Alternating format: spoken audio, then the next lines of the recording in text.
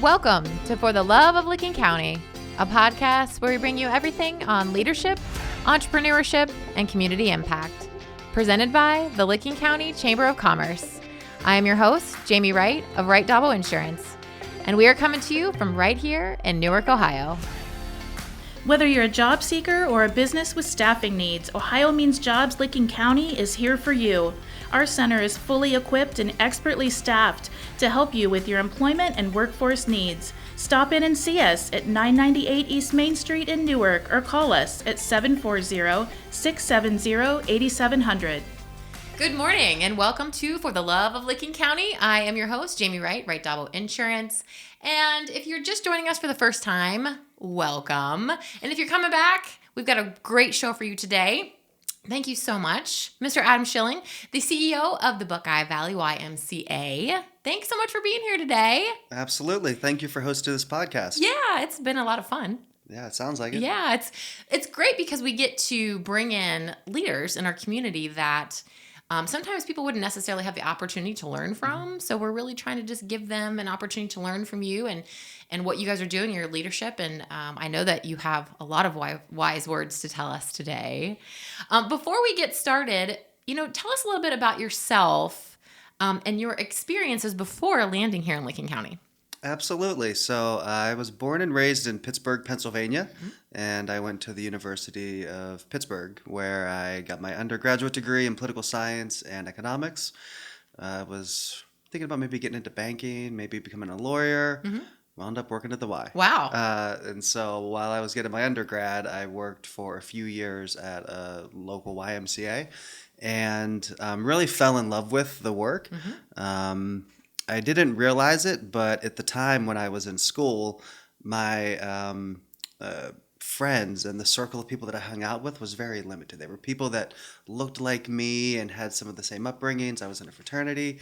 And so I started working at the Y and realized there's all different types of people out there, and it's really interesting to get to know them. So I fell in love with that relationship building side of the work that happens at the Y, and it's become a career. And so I started working as a program director and then worked my way up to work on strategic planning and helping Ys manage their data. Had some time in Chicago at the Ys National Office, where I led a few national projects. And then most recently, prior to Licking County, I was in Grand Rapids, where I led all of the membership and program work there. Wow. So, and you and I talked before today, but 16 years. Yes. You've been with the YMCA for 16 years in one facet or another. Yeah. And I thought it was super cool that it's almost kind of like a family business. I'm obviously using air quotes, but like this is a family thing for you. Oh, absolutely. 100%. Not only does my family go to the Y every single day, that's where you're most likely to see my wife and my two children, but also my dad worked at the Y for 42 years. That's awesome. And so that's what really started my interest in the Y. When I met my wife, she's a smart woman. At first, she wanted nothing to do with me. And eventually, she warmed up to me. And it was when I told her that I worked at the Y, which is when we really kind of hit it off. And we just started talking, and it's, been forever. Okay. But the reason that happened was my wife's father, grandfather, and great-grandfather all worked for the Y. And so she met me and said, "Oh, he must be a nice guy. He works for the Y." And she grew up in the Y. And she grew up in the Y, just like me. And so we'd been dating for about a month. And I was at home with my parents eating dinner, and I told them that I'd been dating this girl from Butler, which is their hometown where my parents grew up. And my dad, typical, Y guy, and just like my dad. Tell me her last name. I bet I know her family. And I was like, "Sure, Dad. I guarantee you know her family." And so I was like, her last name's McCaslin. And he goes, "Oh, her dad's John McCaslin, right?" It's like, "Well, yeah, I think, her dad is John." And he goes, "Well, I worked with her dad at the Y, and her grandfather hired me for my first Y job." No way. And so that was just like, oh, okay, I think this was like meant to be. Yeah, it's fate. Yeah. And so I always say that my children, one of them is going to grow up to sort of oversee all of the Ys in the country. That's going to be their role, CEO at YMCA. That's so fun. I love that story. I mean, that's so heartfelt and so was just warm. I mean, that's a lot of fun, I guess. I mean, nobody would have known that unless you would have explained that. Yeah, and it's one of those things that I think the Y attracts a certain type of individual to work there, especially long term. Working at the Y can be a lot like social work. You can get burnt out on it really quick. Thankfully, that's not happened for me, but it's an environment in which I really enjoy and I feel like I thrive in, and my family loves it too. The people that work there are so warm and welcoming, and it's not just the Ys here in Lincoln County, but Ys no matter where we've lived or no matter what city we visit. They always just have people that are down to earth and are wanting to do well in the community. And that's important too when you talk about culture of an organization. I mean, the YMCA is huge, you know. Absolutely. And then you had mentioned that it serves some 22 million people annually, like the Y as a whole. So just think about the impact that that culture has made. I mean, and you relating that story today. I mean, that's really powerful.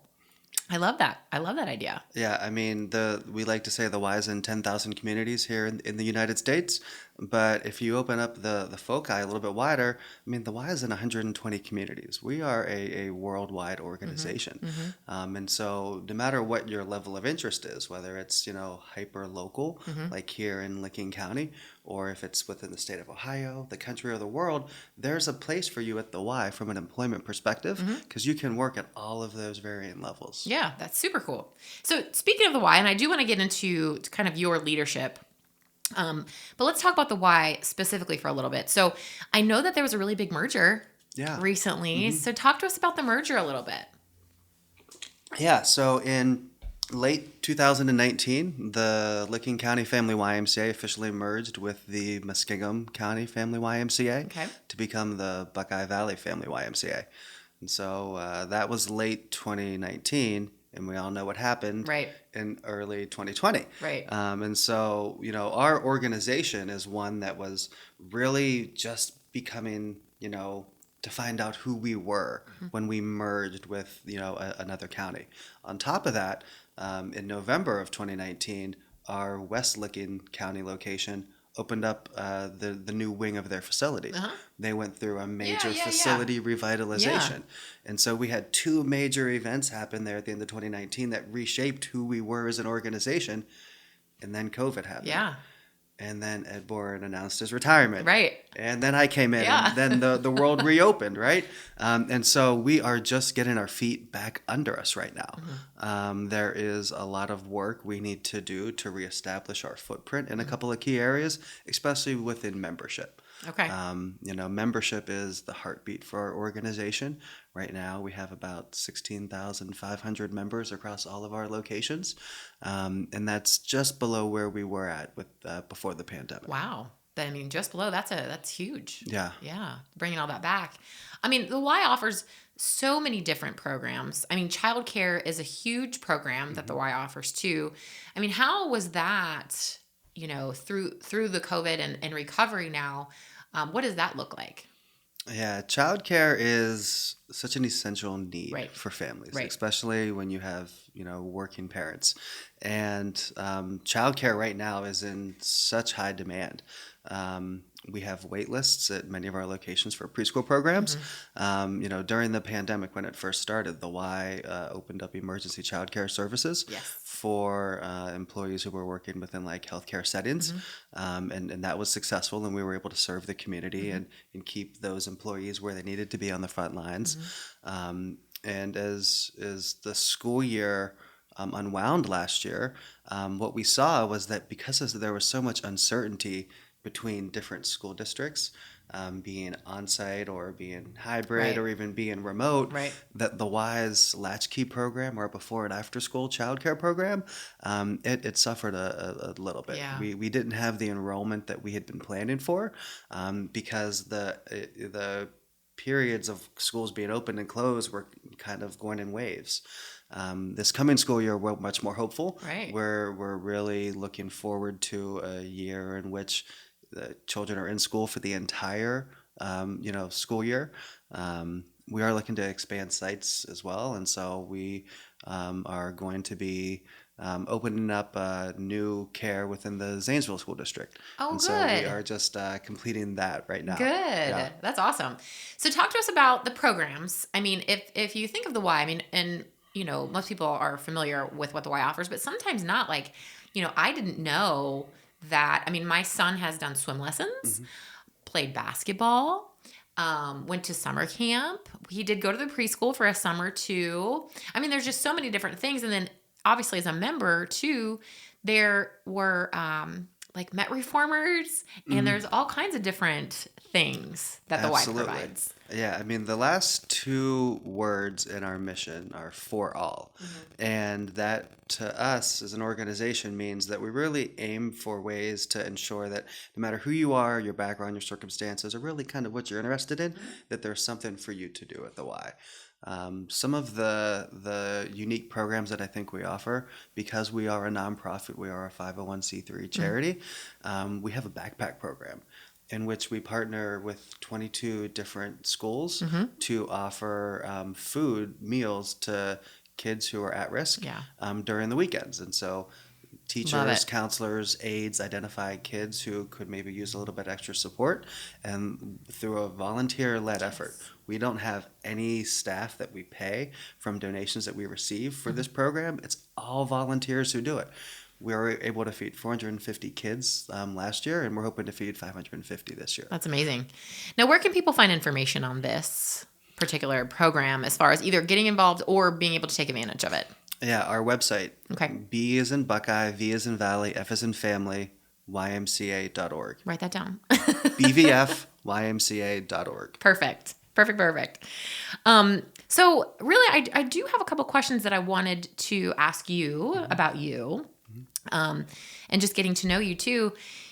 When we talked, you had mentioned this phrase. You said, Licking County welcomed me in a way which helped me choose where to land.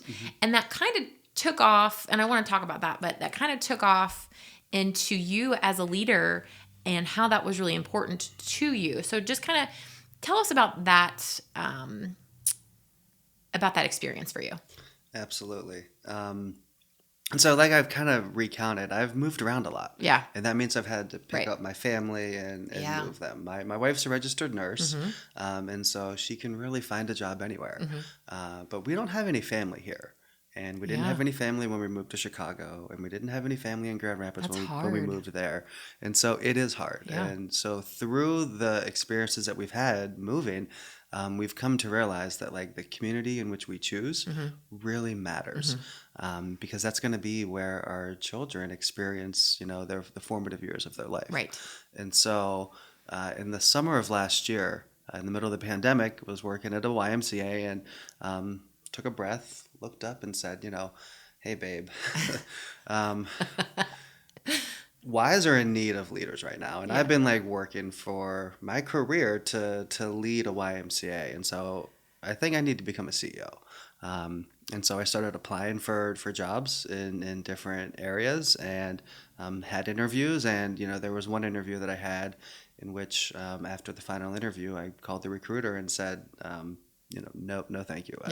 After meeting with the volunteers and some of the community members, I didn't feel that the connection that I needed to feel. It wasn't like I was welcomed. And so that made me realize that I needed to do some due diligence during my job search. And so when this opportunity came open here, I had to supply 6 references to the Y for them to check me out. So I said, well, if they have 6 on me, I'm getting 6 on them. And so I did some research and found 6 individuals from the community who were identified as leaders, were leading major initiatives, were involved in the community, so that they could tell me what it was like to live here, what it was like to raise a family here, but also, how is the Y perceived? How is the Y respected? How is the Y as a partner? And the response that I got from everyone that I spoke with was a resounding, this is a community that loves to collaborate. If there's a cause, we are going to get behind it. And it's a great place to raise a family. You cannot pick a bad school district. They're all great. They all have their strengths and weaknesses. And so it was at a certain point, I swear, Jamie, that like I thought everyone was like coordinating their messages. I was like, are y'all telling each other what to say here? Because you're all saying the same thing. Right. But I came to realize, well, they're just saying that because it's true. Yes. And that's what it's like to be here. Yes. And then in the 5 months since I've been here, I've experienced that. Yeah, that's super cool. For me, I didn't grow up here either. And when I was researching kind of where I wanted to open up the agency, the community aspect was the most important piece for me. And I've said this before, this community is pretty saturated with insurance agencies, but I still wanted to land here because they believe in the philosophy of community over competition, which again was extremely important to me and very welcomed. Everybody's very welcoming, very supportive. They want you to succeed. So I agree with all of those things that all of those people were telling you. So it's true. It's true. Yeah. But I want to unpack this piece about how you said no. You applied and you didn't feel right. It could have been a great opportunity for you, but you said no. And I think that that's really important, especially for young leaders to hear like, hey, it's okay to say no if something's not going to work out for you. If something doesn't feel right, it's okay to say no. So unpack that for us a little bit and how that experience worked out for you. And how did you feel afterwards? I felt great. Okay. First and foremost, because it was the right decision. Correct. And when you know what the decision is, then you make it and you just keep moving forward. One of the I guess mantras that I was kind of taught, and I think this was more of an old school approach, was that if you apply for a job, you need to be willing to accept it if offered. And I don't think that's necessarily true anymore. I think, previous generations, that might have been something that was true to them. But I think with the current generation, I'm speaking of millennials and Gen Z, that's not the case. That if you go through an interview process and you realize that it's not the right situation, it's not the right fit, the culture isn't what you thought it was, that maybe the compensation isn't what you thought it would be, you can walk away. And that's okay. In fact, it's probably more than okay, because if you accept a job that you don't think is going to be right for you, chances are it's not going to be right for you, and you're going to be trying to find a new job quite soon. Right. And so if you don't watch out for yourself, there's very few others that are going to put you and your interests at the top of their list. And so as a young professional, you have to be really mindful of that. Be very careful of what you say yes to. Agreed. And two, like you'd mentioned, if you take something that's not right for you and you're in a leadership position, it's not going to be right for anybody else on your team either. So you do have to think in those terms as well. And I just think that message is so important to hear. It's hard. It's hard sometimes, right?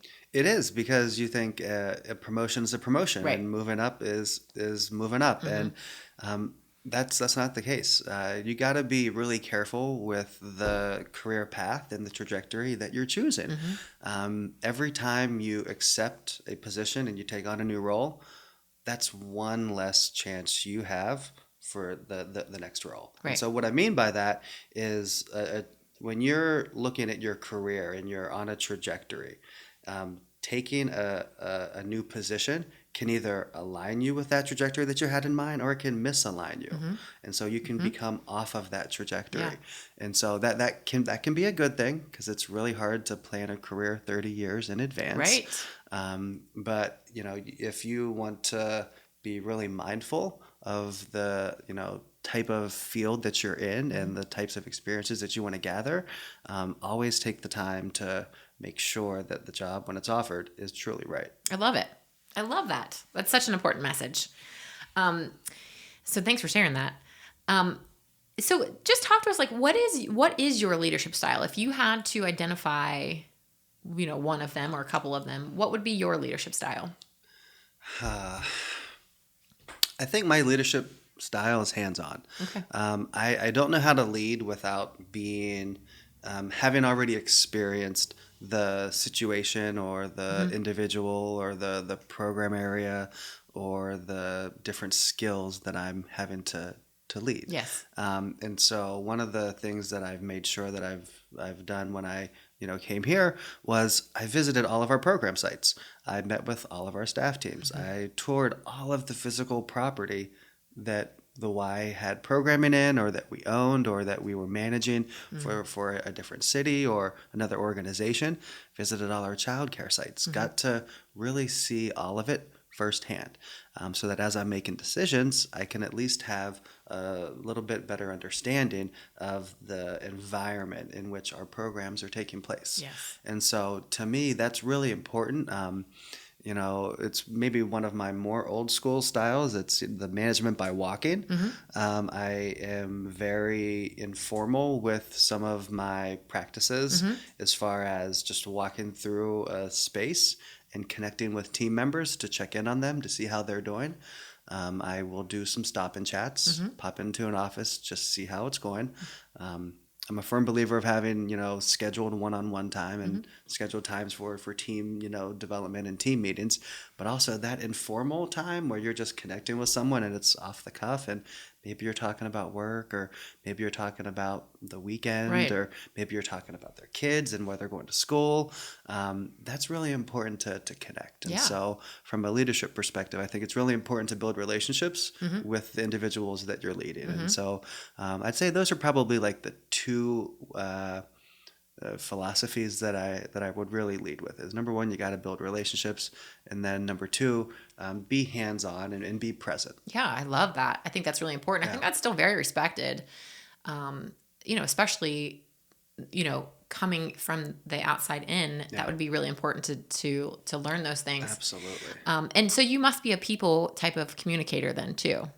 I do prefer in-person communications. I don't like to talk on the phone. I don't like to even return messages. Yeah. I don't like to listen to messages. I'd much rather meet in person.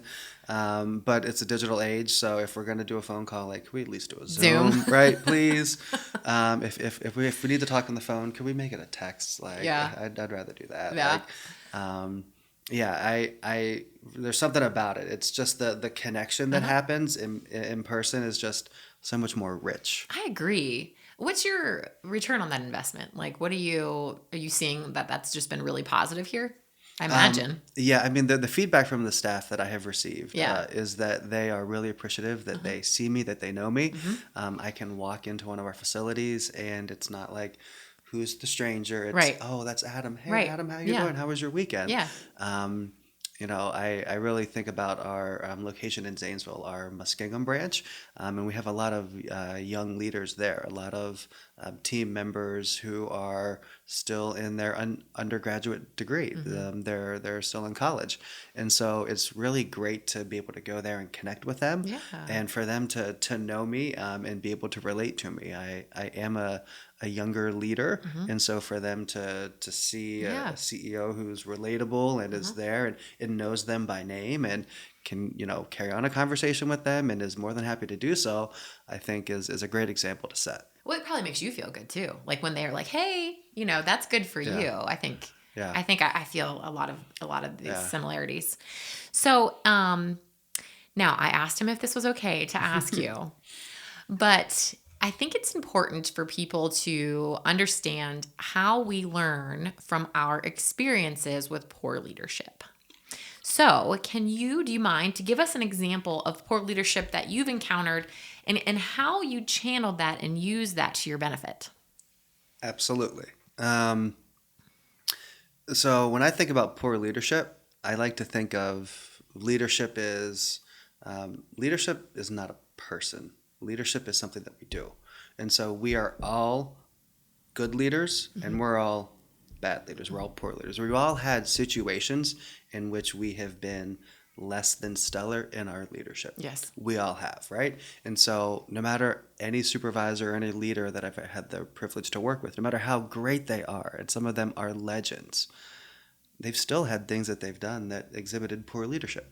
And so I can remember one situation in we had a staff retreat, and it was one of the Ys that I was working at, and so it was an all leaders retreat, and the staff, we had a staff survey, and then there was a Q&A after the survey, after we talked about the results, and one of the questions that the CEO was asked was, well, we don't see you around enough, or would you just be able to come out and come and visit our location? And the response was, well, I'm pretty busy. You're going to need to schedule me if you want me to come out.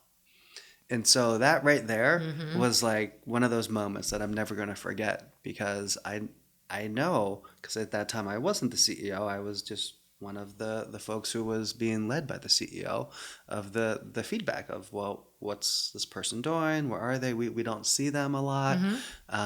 And so I've always been cognizant of that. And so when you talk about my leadership style, absolutely translated. You got to be hands-on. You got to be present. People have to know. They have to see you, right? Yeah. Because that really matters. Is it fair? No. Being a leader is not fair. Everyone has expectations for you and your performance, and those expectations very rarely align with what you as a leader are expecting yourself to do. Oh, that's so good. Or in my instance, what my board is expecting me to do. Right. And so being a leader is not fair, but that's what you signed up for, right? And so you have to do everything you can to live up to the expectations of the people that you're leading. Because if you're not living up to those expectations, you're not going to be leading them, because they're not going to follow you. Yeah. Yeah. That's so good. That's so good. Write that down. Now, and this is kind of in the same realm of things, work-life balance, the myth of... It's a myth. Work-life balance, right? So for me, and because I really want to get your take on this, because this is all so good. For me, I don't have a balance. I don't. I mean, there's so many different hats that I wear from this time I get up to the time I go to bed. So for me, what I really try to do is when I'm at work, I'm at work. When I'm at home, I'm at home. When I'm in the nonprofit realm, I have to think in a different way. So I try to be really focused on that one thing that I'm doing. It's hard. Yeah. It's so hard, especially when you have kids. But I think that for me, that's how balance looks. So what does that look like for you? I don't know what the word balance means. I'll just be honest. I love that though too. That's good stuff. I don't. I mean, you heard my story. When I go visit with my family, all my dad wants to do is talk about the Y. Okay. We just had a family reunion on my wife's side of the family this past weekend. Her dad still works at the Y more than 40 hours a week, and we were talking about his lifeguard rotations. Right. And so that's my life, right? But that's the life that I chose. I work long hours, and I'm not ashamed of that. I like to think of athletes and, Kobe Bryant and Michael Jordan, and Michael Phelps, Serena Williams, people who dedicate their life to sport and exceed, and excel at the highest level. No one tells them they need to have better balance. No one tells them they need to work less, that they're putting in too many hours. They're winning championships. And that's not what I'm in the business to do, win championships, but I'm in the business to strengthen communities. And it takes a lot of work to do that. A lot. And so I'm not bashful of that. I do dedicate time to my family when I'm at home. One of the tricks I have is on my cell phone. I don't get emails unless I physically refresh it. So I'm not getting the constant dings of emails coming in, because I don't know about you, but when I hear a ding on my phone, I have to look to see what it is. Oh, yeah. We're all just trained that way. So I turn all of that off. When I'm on a weekend and I'm not working, like this past weekend, I don't even look at email, not even once. First time I opened my email after I left work Friday was this morning. Just to see, what did I come back to? Right. I didn't even respond to everything right away. Clicked through it, flagged what I needed to flag, and then just moved on. Because I had things to do. I had to do my expense report. Right. So I hadn't done it in 2 months. You did mention that. It's about prioritizing, right? And so it's being in the moment. The Monday through Friday, I'm going to be working a lot. On the weekends, I will tone it back, but it's common for me to put in some hours on a weekend too. Okay. But I'm okay with it. Yeah, and you said something, and it triggered this thought in me. So leaders need support too, and when you are in a moment, okay, let's say a moment where you're like level 10, you got XYZ to get done, we're focused, we're on the path. I really think that it's important to have people in your corner that can say, how can I help you? Mm-hmm. Or you're doing a great job. That's really the only thing that you need to hear, rather than let me tell you what you need to do, or you need to do this, or you need to take this off of your plate or whatnot. I mean, that's really, really hard to hear. And I think, to be a good leader, you have to be a good follower too. Mm-hmm. And it's really important to be that support system to somebody to say either, how can I help you? Or, you know what, just keep going. You're doing a really good job. Yeah. I mean, for me, the thing that I've learned is that as I've taken on, more leadership positions in my career, that the higher I rise in my career, the more communication matters. Yes. And the more that's what my work turns into. Yes. So when I say I work a lot, it means I'm communicating a lot. Yes. I'm making sure that I'm responding to messages, mm-hmm. that so important. If there is documents that need to be created and followed up with, to make sure that a project is communicated effectively to mm-hmm. everyone, that I'm going to take the extra time to do that, mm-hmm. because it's without that communication, if folks don't know what the expectations are for their performance, then they don't know what they're supposed to be doing. Right. They're not sure what they're supposed to be doing. Right. They can get frustrated. And mm-hmm. so if it takes a little bit more time for me to communicate, I'm going to spend that time, because it will make everyone else's job easier. Yes. Right? Yes. More hands, lighter work for everyone. I love it. So give us a life hack of yours, your most helpful life hack. Oh, my most helpful life hack. Marry someone as good as my wife. I love that. That would be it. She makes my life so easy. Every morning I get 2 lattes, and wasn't home today, so I haven't had any coffee. That's my absolute number one life hack, is just find a good partner. I talked about my phone and how I manage that. What would be another life hack? Mine's click list. What's Kroger click list? Okay. It saves 2 hours of my life every week just to order my groceries and pick them up. I do meal prep. Okay. And so Sundays is meal prep Yep. time. So last night I spiralized 4 zucchinis and mm-hmm. got all my zucchinis ready for the week, trying to limit the carbs. So Yep. I think that would probably be my biggest life hack, is just being good with the meal preps. Yeah, meal prep. Making sure that I always have an option. I love that. And support system, obviously. Mm-hmm. So finding that support system doesn't necessarily have to be a spouse. It could be friends or coworkers or whatnot, but definitely a support system, I think, is extremely vital to success too. And I just want to, before we head off for the day, you said something to me last week that I loved, and you said everyone has a why story. Everyone does have a why story. Everyone has a why story, because I was relating to you some of the experiences that we had, and you said everyone has a why story, and that's so true, and it's so profound. If you think back on your life and experiences, I'm sure you have a why story too. So yeah. And if you don't have a why story, because there might be a person, right, who they themselves didn't come into contact with the why, no one in their family did. Maybe there wasn't a why in their community. What I would say is, well, as you were growing up, was there a teacher? Was there someone who was a non-parental, a non-guardian, who was really instrumental in your development? Mm-hmm. Okay, think about that person. And those are the people that we have at the Y that are helping to grow youth in this community. Mm-hmm. And so could you get behind supporting the Y in that effort of getting more people like that? And so you can always bring it back to that connection mm-hmm. by just saying, who was someone instrumental in your life? Oh, I love that. Oh, I love that so much. That is very profound. I mean, and all of us have those experiences too.